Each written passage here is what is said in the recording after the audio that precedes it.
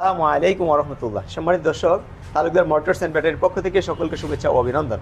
আমাদের একটি সানডি China original গাড়ি লুই সেভের সিট দিয়ে এই গাড়িটি যাচ্ছে চাঁদপুর ফরিদগঞ্জ।